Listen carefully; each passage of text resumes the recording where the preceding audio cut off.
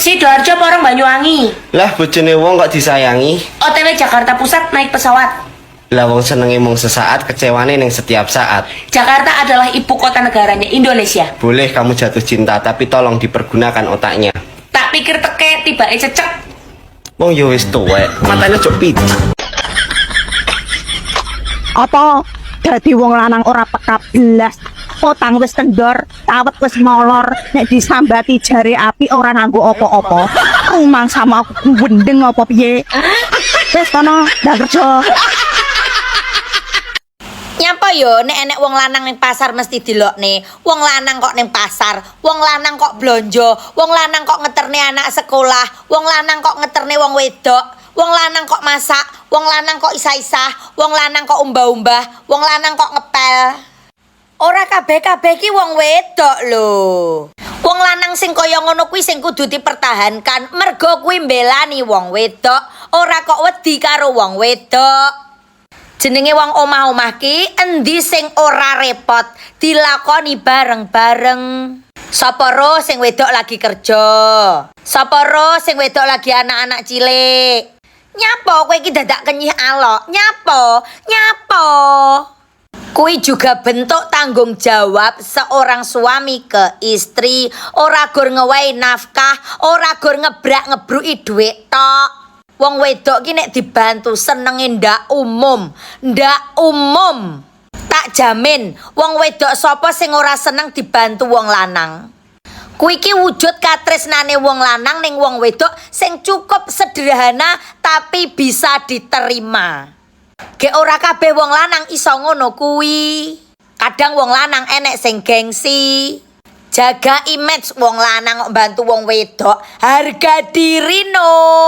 Wong lanang ki nek wis sayang karo wong wedok ora mikir harga diri, ning mikirne piye carane mbahagiakne bojone.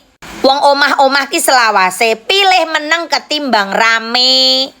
Dadi bersyukur kowe sing duwe bojo gemati sing gelem ngewangi kowe blonjo ning pasar, ngeterne anak sekolah, gelem umbah-umbah, gelem masak, gelem mepe klambi, gelem dikongkon ning toko. Bersyukur mergo ora kabeh wong lanang ngono kuwi. Ngono lho, bukan berarti wong lanang wedi, ning kowe wujud katresnane ning wong wedok.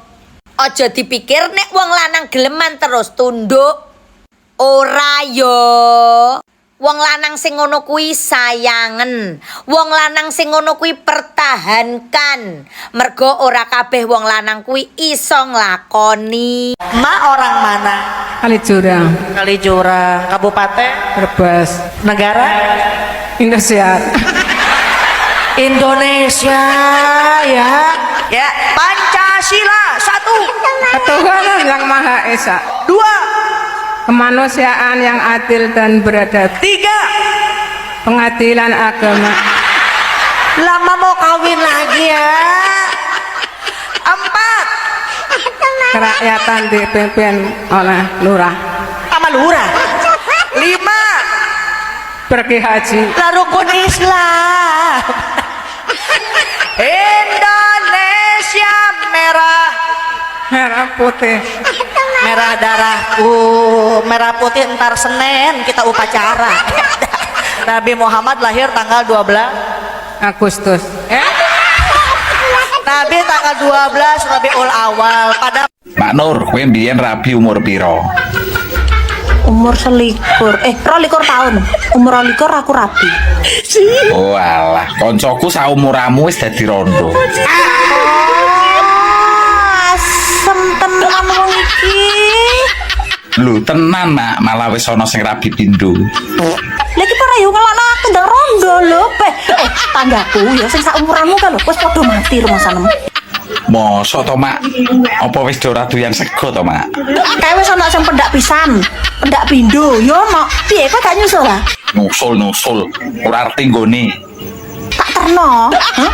Kok karuan olehku nyiar nang masjid lho piye? Kok tak celokno Pak Wo. Ya, tak kokon ndang nyiar nang masjid rumangsaku lho. Wah, ora Mak, aku saya sibuk. Sesuk-sesuk ae. Wong kok malah arep ngelokne aku ndang rondo. Kuwi iki karepmu piye to? Lah wong jaman saiki kan ngetren to Mak rondo-rondo nom. Ana ya bareng kanca-kancamu ngono. Diomongi gaweanku se akeh, se sibuk. Bangga ngengkel ae dong ora kowe.